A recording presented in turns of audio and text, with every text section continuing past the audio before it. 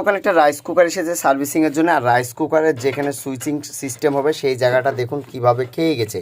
তো এটা খাইয়ে যাওয়ার কারণে এখানে আমরা চাইলে টিন বা অন্য কিছু দিয়ে করতে পারতাম, কিন্তু সেটা না করে আমরা এই ধরনের একটা নষ্ট লাইট, এর জন্য আপনাদেরকে বলি যে নষ্ট কোনো জিনিস ফেলে দিবেন না। এই যে দেখুন এখানে আমরা আটকাইছি, এখন জাস্ট আমরা এই জায়গাতে এটা কিন্তু সুন্দর করে বসাই দিয়ে আমরা কিন্তু কাজটাও অনায়াসে করে নিতে পারবো। তো এইগুলো করবেন কারা? এগুলো ঘরোয়া পরিবেশে, ধরেন আপনার বাসাতে আপনি নিজেই টেকনিশিয়ান। আমি সবসময় ভিডিও বানাই কাদের জন্য?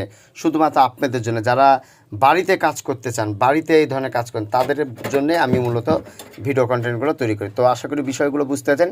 এই জিনিসগুলো বেশিরভাগ ক্ষেত্রে এখান থেকে নষ্ট যায়, সেক্ষেত্রে কোনো কিছু দিয়ে এভাবে আপনারা করে নিতে পারেন খুব সহজে। আর আমি যে কাজগুলো দেখাই, আমি সবসময় চেষ্টা করি আপনাদেরকে সঠিক তথ্য সঠিকভাবে বোঝানোর চেষ্টা করি। তো আশা করি বিষয়টি বুঝতে পেরেছেন।